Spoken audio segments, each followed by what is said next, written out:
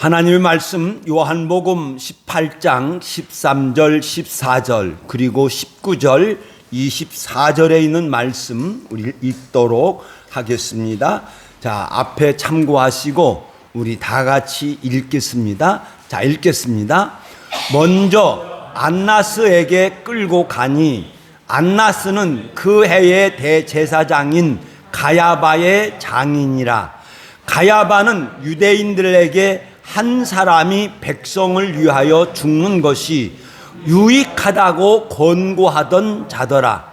대제사장이 예수에게 그의 제자들과 그의 교훈에 관하여 물으니 예수께서 대답하시되 내가 드러내놓고 세상에 말하였노라. 모든 유대인들이 모이는 회당과 성전에서 항상 가르쳤고 은밀하게는 아무것도 말하지 아니하였거늘 어찌하여 내게 묻느냐? 내가 무슨 말을 하였는지 들은 자들에게 물어보라. 그들이 내가 하던 말을 아느니라. 이 말씀을 하심에 곁에 섰던 아랫사람 하나가 예수를 쳐 이르되 내가 대제사장에게 이같이 대답하느냐 하니 예수께서 대답하시되 내가 말을 잘못하였으면 잘못한 것을 증언하라. 바른 말을 하였으면 내가 나를 어찌하여 치느냐 하시더라. 안나스가 예수를 결박한 그대로 대제사장 가야바에게로 보내니라. 아멘. 공관 복음은 마태, 마가, 누가복음은 예수님이 잡히시고 이제 가야바로 끌려간 것으로 증언하고 있습니다.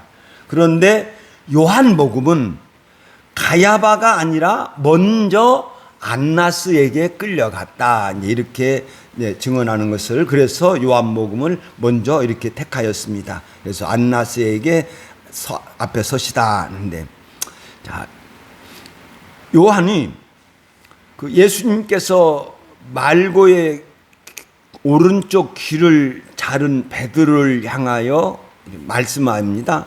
근데 베드로만이 아니고 거기에 있던 제자들, 무리들을 향하여 말씀을 합니다. 아버지께서 내게 주신 잔을 마시지 아니하겠느냐. 저 때의 예수님의 그 표정, 아주 단호하고 확실한 그 표정으로 말씀을 해요. 제가 저 말씀을 2주간 묵상을 했습니다. 원래는 이 말씀을 지난주간에 하려고 했는데, 그래서 지난주간에 대제사장 끌려가고 신문 받는 것을 하는데 일목요연하게 하기 위해서 이제 베드로 부인을 앞으로 제가 끌어들였습니다만, 제가 저 말씀을 묵상을 할 때 핸드리슨 목사님이 저에게 힌트를 주셨는데, 예수님에게는 신성이 있다. 하나님의 성품이 있다. 그리고 예수님에게는 인성이 있다. 그러면 이 인성은 준비가 되어야 된다. 훈련을 받아야 한다. 이렇게 등하더라고요. 그래서 그래. 제가 언제 여러분, 예수님이니까 하실 수 있지. 절대 아니에요. 절대 아니에요. 예수님이니까가 아니에요. 생각을 해보면 예수님은 아버지에게서 주신 저 사명을 감당하려고 할 때, 저렇게 말씀하실 때 저 위치에 있기 때문에, 신앙이 저 위치에 올라가 있기 때문에 받아들일 수 있다는 거죠. 이것을 저는 어떻게 생각을 해봤냐면, 자, 누가복음 2장 한번 찾아볼까요? 제가 띄워주는 것보다도 찾으면서 같이 보는 것이 좋을 것 같아서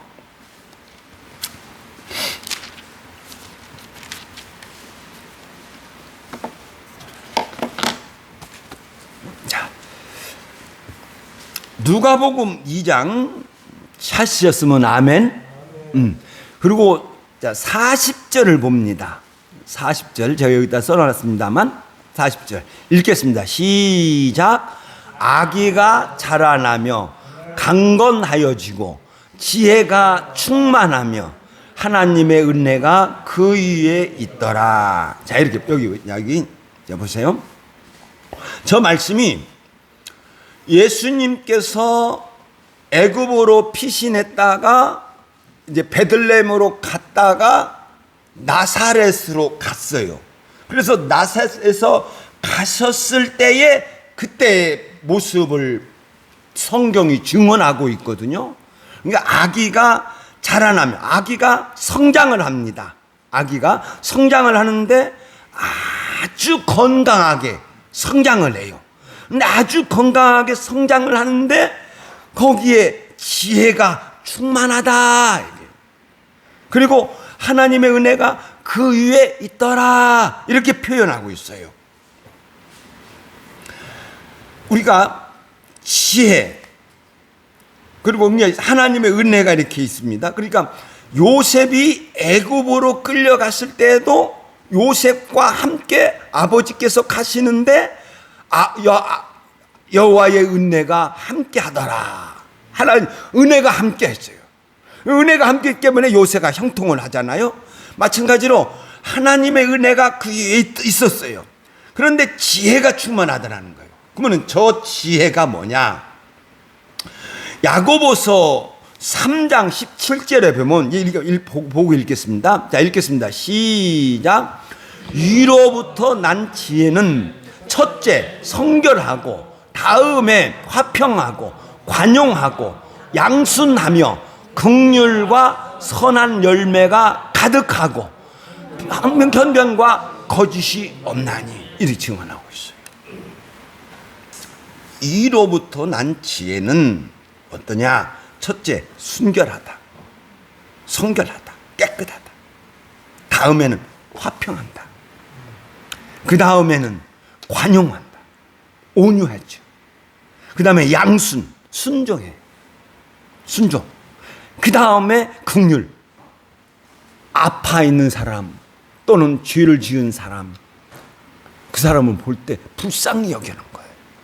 그래서 선한 열매가 가득하더라는 거예요. 그런데 편견이 없어요. 차별이 없어요. 그리고 거짓이 없어요. 저 지혜, 선한 열매가 가득한 저 이 지혜를 받았어요. 그러니까 예수님에게 이런 지혜가 있었다 이렇게 증언하고 있어요. 그러니까 예수님에게 있었던 것이 뭐냐면 그것이 뭐냐? 하나님의 은혜가 그 위에 있더라 이렇게 표현하는 것이단 말이에요. 예수님은 하나님께서 은혜를 주심으로 말미암아서 성장을 한 거예요. 그러니까 예수님은 하나님께서 은혜를 베풀어 주셔서 날마다 성장을 해 가신 거죠. 그러므로 그래서 지혜가 있단 말입니다. 자, 저런 지혜가 있기 때문에 예수님은 죄를 짓지 않은 거예요. 예수님은 저런 지혜가 있기 때문에 모든 악한 것을 물리칠 수가 있었던 것 말입니다. 근데 그리고 다시 이제 그 지혜, 저 예수님의 성장한 모습, 저것이 이제 그러니까 그 누가복음 2장 40절 그리고 끝절이 누가복음 2장 끝절이 52절 한번 눈으로 찾아보세요. 눈으로 찾아보시고 자 읽겠습니다. 시작. 예수는 지혜와 키가 자라가며 하나님과 사람에게 더욱 사랑스러워졌더라. 아멘. 그러니까 예수님께서 예수님은 이제 먼저 아까는 키가 자란다를 먼저 했는데 여기서는 이제 지혜를 먼저 제시를 해. 지혜를 제시를 하면서 키가 자라가며 하나님과 사람에게 사랑스러워 가시더라 이렇게 표현하고 있어요. 그러니까 예수님은 사람들과 함께 살아갈 그 무리 속에서 성장을 해요. 예수님은 무리 속에서 성장을 해 가는데 지혜가 있었어요. 그러니까 하나님으로부터 난 지혜가 있죠. 그러니까 하나님과 사람에게 사랑스러워 사랑을 받으며 자라셨어요. 그러니까 여기서 우리는 항상 그럽니다. 여러분들의 삶 속에서 하나님의 은혜가 참 필요하다. 꼭 필요하다. 하나님의 은혜를 받아야 내가 위로부터 난 지혜를 받게 되고 그래서 죄에 물들지 않고 죄를 물리칠 수 있고 그 하나님의 은혜를 받아야만 내가 이제 일을 잘 처리. 그러니까 예수님께서 하나님과 사람에게 사랑스러워 가시더라. 이 표현은 뭔 표현입니까? 사랑을 받았다는 거. 그럼 왜 사랑받아요? 잘하니까. 아, 예수가 참 잘하네. 몫으로 있을 때. 잘 만들어. 그러니까, 아, 참, 당신이 물건을 만들면 참 잘 만들고만 하면서 이 사랑을 받으며 가셨다는 것입니다. 하셨다는 것인데, 그런데 이제 제가 쭉 말씀을 묵상을 하면서 3장 1절로 한번 갑니다. 누가복음 3장 1절. 자, 여기서 제가 그냥 여기 제가 앞에 보고 읽겠습니다. 자, 누가복음 3장 1절 시작. 본디오 빌라도가 유대의 총독으로 헤롯이 갈릴리의 분봉왕으로 안나스와 가야바가 제사장으로 있을 때 그런답니다. 자, 여기 봐요. 성경은 저 무리가 이제 예수님이 등장을 하고 또 이제 저들이 대진표가 딱 짜졌어요. 지금 본디오 빌라도, 헤롯, 안나스와 가야바 대진표가 딱 짜였어요. 그러면 예수와 이들과의 한판 승부가 벌어지는 거예요. 지금 한판 승부가 벌어지는데, 근데 이게 저 말씀을 보면서 시편 2편 2절에 있는 말씀을 보면 읽겠습니다. 시작. 세상의 군왕들이 나서며 관원들이 서로 꾀하여 여호와와 그의 기름 부음 받은 자를 대적하며. 붙잡혔을 때에 저들이 예수를 대적하지요. 대적합니다. 그런데 제가 이제 이 말씀을 읽다가 뭐가 생각했냐면, 본디오 빌라도가 유대의 총독으로, 헤롯이 갈릴리 분봉왕으로, 안나스와 가야바가 대제사장으로 있을 때 이제 누가 등장하냐면 세례 요한이 등장해요. 저 말씀 이어서 바로 자 누가복음 3장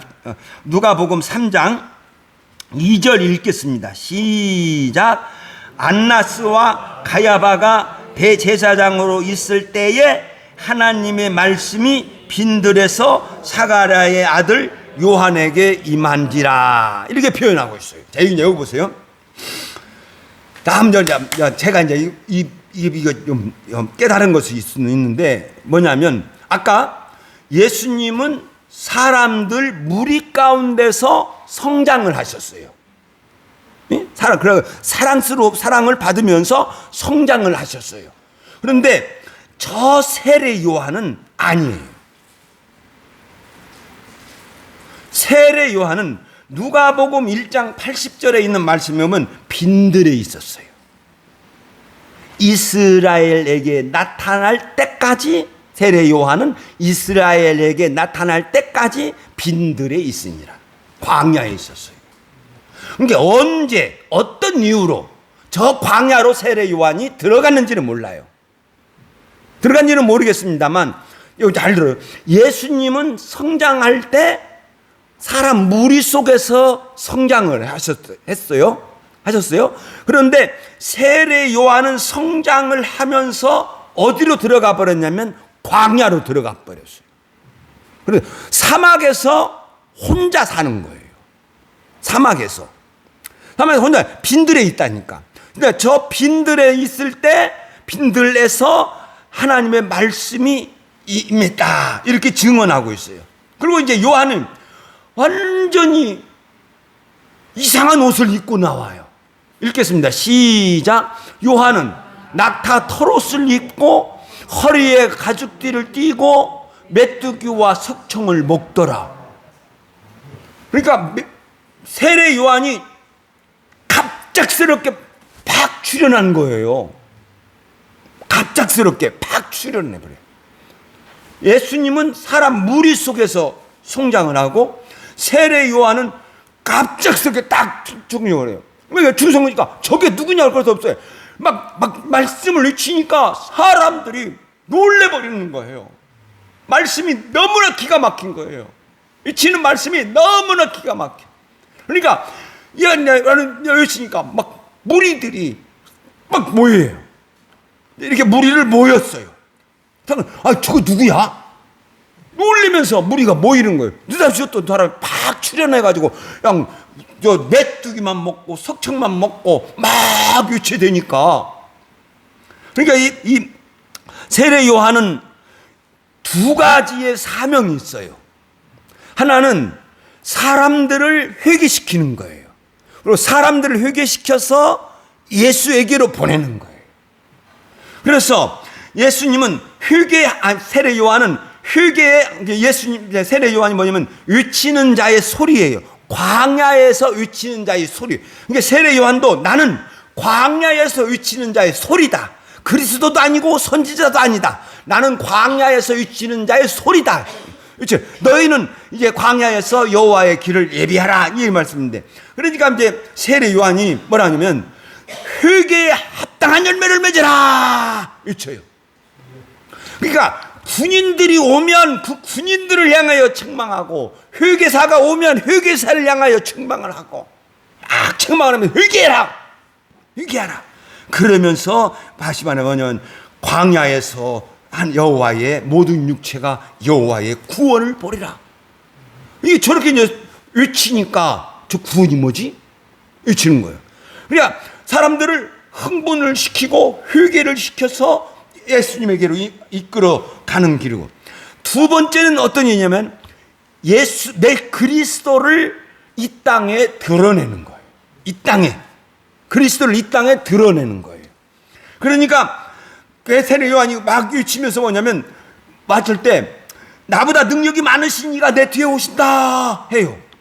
나보다 능력이 많으신 분이 내 지금 뒤에 오신다. 누가 와? 누가 온대? 그는 성령과 불로 너희에게 세례를 베푸실 것이다. 뭐야 저게? 나는 물로 너희에게 세례를 주지만 내 뒤에 오시는 이는 너희들에게 성령과 불로 세례를 줄 것이다. 구원을 할 것이다. 그 다음에 예수가 딱 등장했을 때 손가락질을 딱 하면서 오라, 세상 죄를 지고 가는 어린 양이다. 요한복음 1장 29절에서 예수를 지목하면서 예수께서 자기에게 나아오심을 보고 이르되 보라, 세상 죄를 지고 가는 어린 양이다. 이렇게 예수님을 소개했습니다. 그래서 이제 예수께서 등장을 하시고 했는데, 근데 여기서 이제 예수님을 붙잡은 성전 경비 대장과 군병들이 먼저 안나스에 이제 안나스 가죠. 먼저 안나스에 끌고 가요. 저자가 보통 얘기가 아니에요. 저자가 예수님 당시 유대 사회를 휘겹 꽉 쥐고 있어요. 헤롯 왕도 아니에요. 빌라도도 아니에요. 저것이 꽉 잡고 있어요. 제가 다음 주는 추석 주간이니까 내가 어떻게 설교를 준비할까 아니면 고민하면서 준비하고 있는데, 저 안나스예요. 그리고 이제 안나스가 누구냐 이렇게 이제 소개를 이제 성경이 하지요. 아까 읽었죠. 안나스는 그 해의 대제사장 가야바의 장인이다. 이렇게 배워요. 사위다는 거죠. 사위. 엄청나요. 이제 제가 다다음 주에 이제 저 다시 소개할 일이 있을 것 같은데 엄청나요. 그런데 또 뭐라고 하냐면 성경이 지금 요한복음 18장에서 우리를 끌고 가는 거예요. 자, 안나스는 그 해의 대제사장 가야바의 아내라. 그러면 또 이제 가야바에 대해서 또 우리를 이렇게 소개했죠. 자, 읽겠습니다. 시작.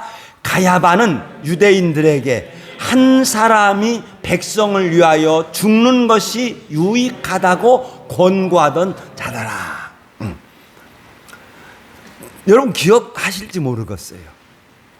내가 요한복음 11장으로 가면 이거 나오거든요.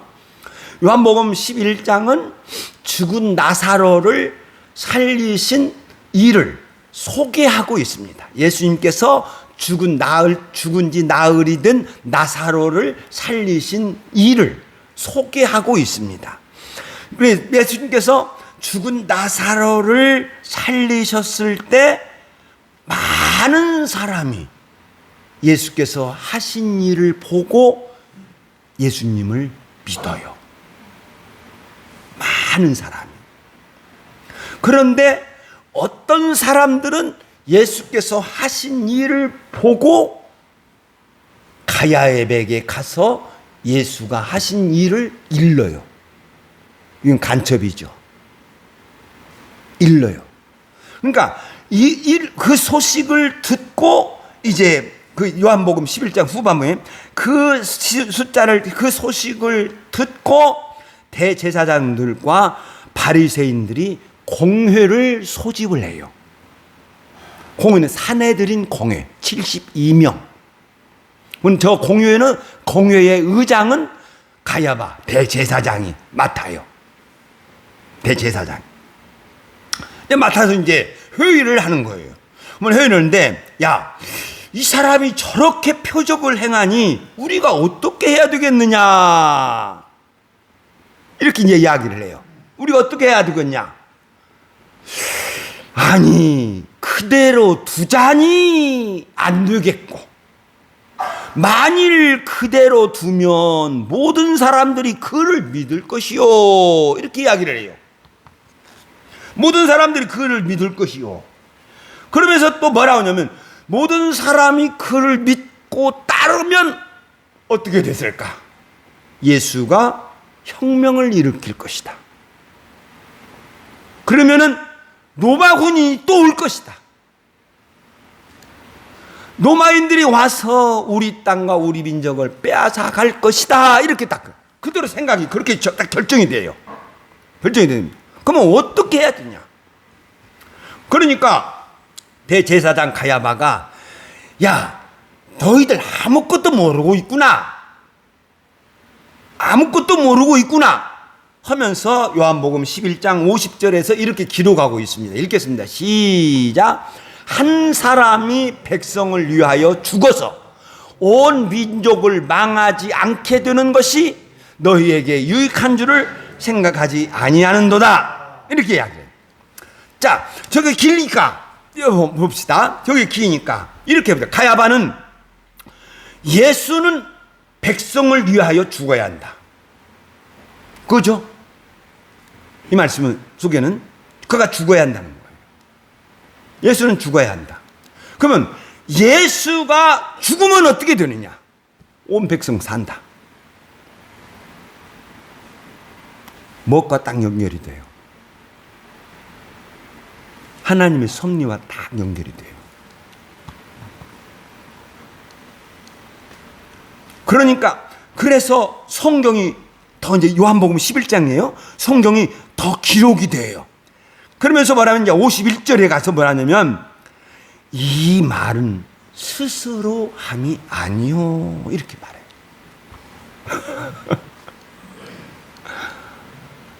이 말은 스스로 온 것이 아니다. 가야바는 비록 자기 목적 달성을 위해서 자기 생각을 이야기를 하는 거예요. 자기 생각을. 자기 계획이에요. 저 이렇게 하면 예수 죽여야겠다 결심한 거예요. 그리고 공회원에 와서 예수 죽여야 한다 주장한 거예요. 그런데 성경은 이 말은 스스로 함이 아니다 이렇게 표현하고 있어요. 그러면서 52절에서 이렇게 기록합니다. 읽겠습니다. 시작. 예수께서 그 민족을 위하시고 또 그 민족만 위할 뿐 아니라 흩어진 하나님의 자녀를 모아 하나가 되게 하기 위하여 죽으실 것을 미리 말함이라. 할렐루야. 미리 말했다는 거예요. 예언을 했다는 거예요. 가야바는 악한 마음으로 자기 계획을 말하였는데 그것이 하나님의 구원의 그 섭리와 딱 연결이 되어져 버린 거예요. 그래서 성경은 이제 예수님의 배반을 기록하면서 다시 재판장으로 우리를 이끌어 가고 있습니다. 안나스가 예수에게 질문합니다. 질문이 요상해요. 자, 읽겠습니다. 시작. 대제사장이 예수에게 그의 제자들과 그의 교훈에 대하여 물으니 이렇게 표현해요. 안나스의 속마음을 보여줘요. 이 안나스의 관심이 어디에 있냐고 하면 제자들에게 있어요. 예수에게 있는 게 아니에요. 그 제자들과 그래요. 그러면 예수께서 제자들을 모아서 어떻게 하려고 하는가 여기에 있는 거예요. 예수께서 제자들을 모아서 가르치신 이유가 뭐냐? 혁명이냐? 그들이 두려운 것은 혁명이거든요. 예수님은 안나스의 질문에 답하시기를 읽겠습니다. 시작. 내가 드러내놓고 말하였노라. 모든 유대인들이 모이는 회당과 성전에서 가르쳤고 은밀하게 아무것도 말하지 아니하였느니라. 은밀하게 아무것도 말하지 않았다. 나는 대놓고 회당과 성전에서 가르쳤다. 역모를 하지 않았다는 거죠. 음모를 꾸미지 않았다는 거죠. 그러면서 이렇게 이야기를 했습니다. 읽겠습니다. 시작. 어찌하여 내게 묻느냐? 내가 무슨 말을 하였는지 물어봐라. 내가 하던 말을 그들이 알 것이다. 예수님의 가르침을 들은 사람들에게 물어봐라. 내가 나의 가르침을 받은 사람들에게 물어봐라. 그들은 내가 무엇을 가르쳤는지 알 것이다. 이렇게 말씀을 하고 있을 때 곁에 섰던 아랫사람이 손으로 예수를 쳐. 아마 손으로 뺨을 쳤을 것이다. 뺨을 딱 때리는 거예요. 유대인에게서 뺨을 치는 것은 금지하고 있는데 뺨을 치는 행위는 하나님의 형상을 입은 인간의 존엄성을 멸시하는 것으로 여겨서 뺨을 치는 행위를 금지하고 있습니다. 얼굴은 하나님의 형상을 닮은 존엄하다는 거예요. 하나님의 형상을 닮았기 때문에 귀하다는 거예요. 그런데 아랫사람 종이 예수의 뺨을 딱 때려요. 이것이 뭐야? 뭐지? 고문. 하나의 고문의 형태예요. 우리나라에도 그런 일이 있습니다. 우리나라도 양반이 잡혀 들어가죠. 그럼 양반이 잡혀 들어가면 누가 치느냐? 상놈이 칩니다. 양반이 들어가면 상놈들이 종들이 막 쳐요. 그러면 양반이 거기서 맞으면서 분노, 그 다음에 수치심. 총들한테 내가 맞아. 수치심을 일으키게 만든. 그래서 그 역사학자가 많이 나오는 역사학자인데 이름은 내가 모릅니다만 안경 쓰고 이렇게 역사학자가 그랬어요. 하나의 고문의 일종이다 그랬어요. 저런 또 아랫사람이 총을 쳐 하나의 이것은 보통 신문할 때 저렇게 했었던 것 아니냐 하는 것입니다. 그럼 마음이 상하죠. 그런데 예수께서 하나 상처받지 않아요. 부끄러움을 받지도 않고 또한 어떤 것 종을 바라보면서 내가 잘못 말을 한 것 있으면 증언해라. 그러면 내가 바른 말을 했으면 네가 어찌하여 나를 치느냐. 아까 흔들리지 않아요. 흔들리지 않아요. 딱 감정의, 그러니까 환경이 예수를 건들지 못하는 거예요. 환경이. 어떤 그 주변에 있었던 일들이 예수의 감정을 건들지 못하는 거예요. 이건 이해로부터 난 지혜. 굳거나. 그러면서 성경은 이렇게 마치죠. 자, 읽겠습니다. 시작. 안나스가 예수를 결박한 그대로 대제사장 가야바에게로 보내니라. 안나스와 가야바는 장인과 사위예요. 한 집에 삽니다. 대제사장 저택에 삽니다. 그 뜰, 안뜰, 성경에서 안뜰이라고 하는, 안에 네모지게 이렇게 있고, 제가 지금 그걸 네모지게 있고, 거기에 이제 안뜰이에요. 안뜰에 있어요. 그러니까 안나스는 가고 가야바가 온 것으로 이렇게 소개하고 요한복음은 끝이 납니다. 저는 안나스와 가야바를 생각을 하면서 한 구절의 말씀이 떠올랐습니다. 떠올랐는데 그것이 고린도전서 10장 12절입니다. 자, 읽겠습니다. 시작. 그런즉 선줄로 생각하는 사람은 넘어질까 조심하라. 자, 보세요. 안나스나 가야바나 대제사장들 또는 바리새인들 또는 장로들, 여기서 장로들이라고 하는 것은 한 무리, 지역 대표예요. 지역 대표. 가문의 대표든지 지역 대표로 장로들 와서 장로라고 해요. 그렇게 해서 사내들이라는 공회를 이루는데 그 사람들이 유대 사회는 하나님을 믿는 사회입니다. 하나님의 말씀에 순종하는 사회입니다. 그러면 안나스나 가야바나 장로들이나 바리새인들이 그들이 뭐라고 하겠냐? 하나님을 섬기는 것으로 착각하고 있다. 그러니까 선줄로 나는 하나님 잘 섬기고 있어. 나는 최선을 다하여 하나님을 잘 섬기고 있어. 나는 좋은 성도야. 저렇게 저기 선 것이죠. 선줄로. 선자는 넘어질까?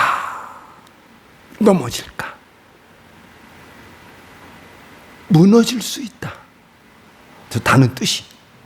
무너질 수 있다. 너 무너질 수 있어.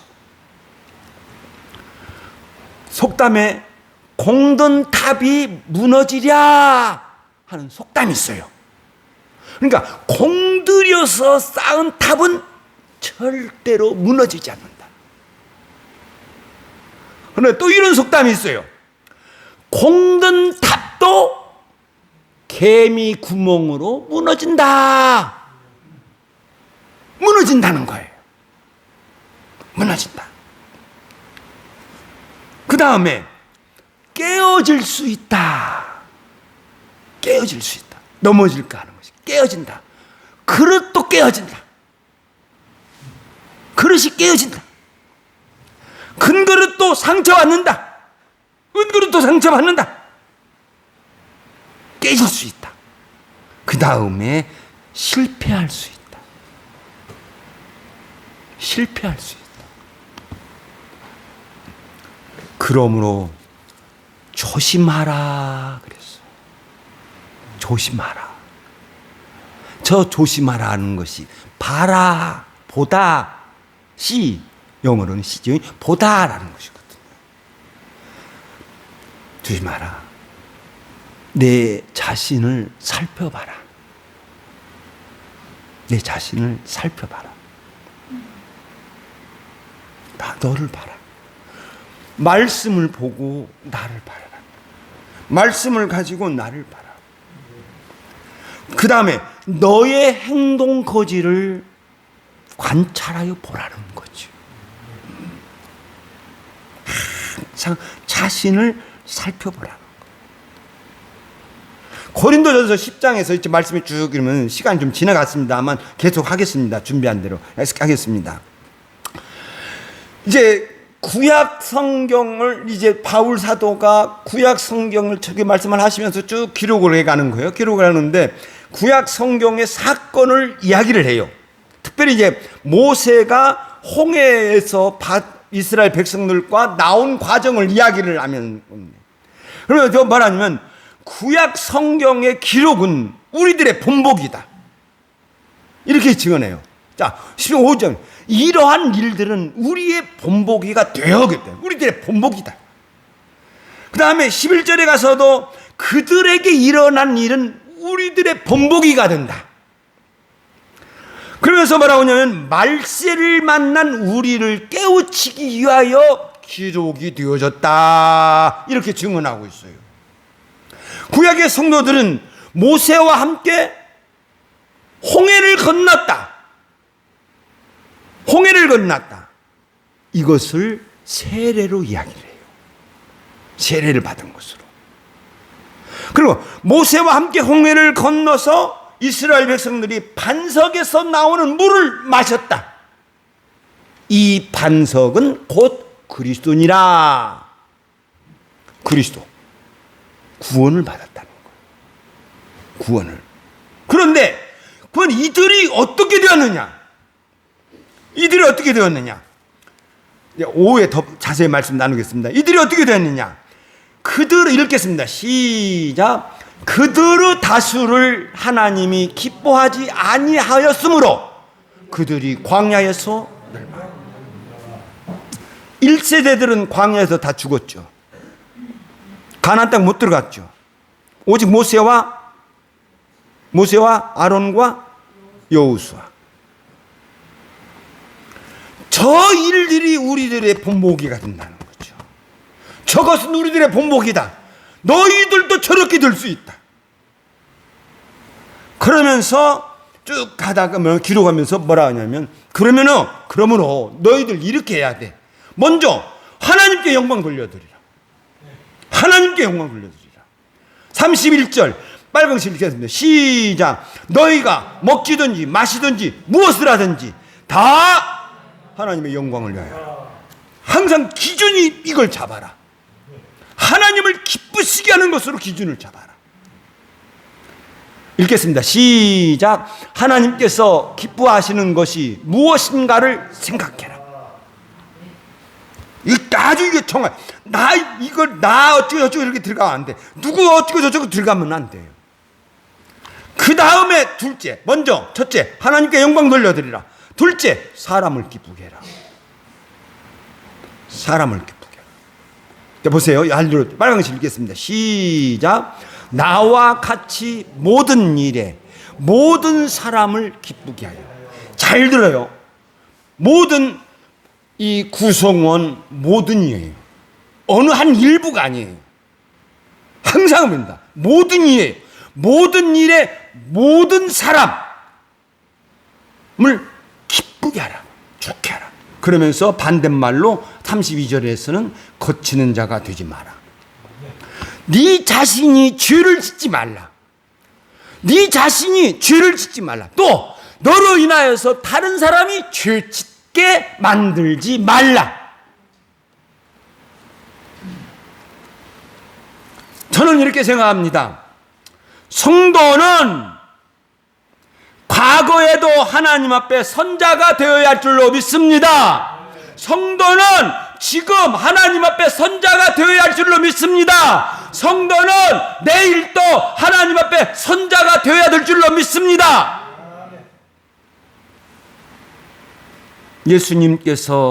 예수님의 성경은 예수님의 마음을 이렇게 증언하죠. 읽겠습니다. 시작. 예수 그리스도는 어제나 오늘이나 영원토록 동일하십니다. 예수님은 언제나 같은 사랑으로, 언제나 같은 마음으로, 언제나 누구에게든지 동일한 마음으로 다루십니다. 예수님은 언제나 누구에게나 동일하시다. 시작. 예수님은 언제나 누구에게나 동일하시다. 아멘. 누구나 동일하시면서 같은 마음으로 우리를 보고 있습니다. 그러면 예수님은 언제나 동일하시는데, 그러면 예수님은 어제도 성도였던 그에게 은혜와 사랑을 베풀어 주실 줄로 믿습니다. 빨간 글씨 읽겠습니다. 시작. 예수님은 어제도 성도였던 그에게 은혜와 사랑을 베풀어 주셨다. 항상 저는 그래요. 내가 부족하지만 지금 내가 여기에 있다는 것 자체가 하나님의 은혜다. 할렐루야. 내가 여기 살아있다고 하는 자체가 하나님의 은혜와 사랑을 받고 내가 여기에 왔다 하는 것입니다. 언제나 누구에나 동일하신 하나님은 오늘도, 읽겠습니다. 시작. 예수님은 오늘도 성도였던 그에게 은혜와 사랑을 베풀어 주신다. 할렐루야. 오늘 은혜 받는 저와 여러분 되시기를 예수의 이름으로 축원드립니다. 또 내일 또 은혜 받읍시다. 시작. 예수님은 내일 또 성도였던 그에게 은혜와 사랑을 베풀어 주신다. 아멘. 기도합니다.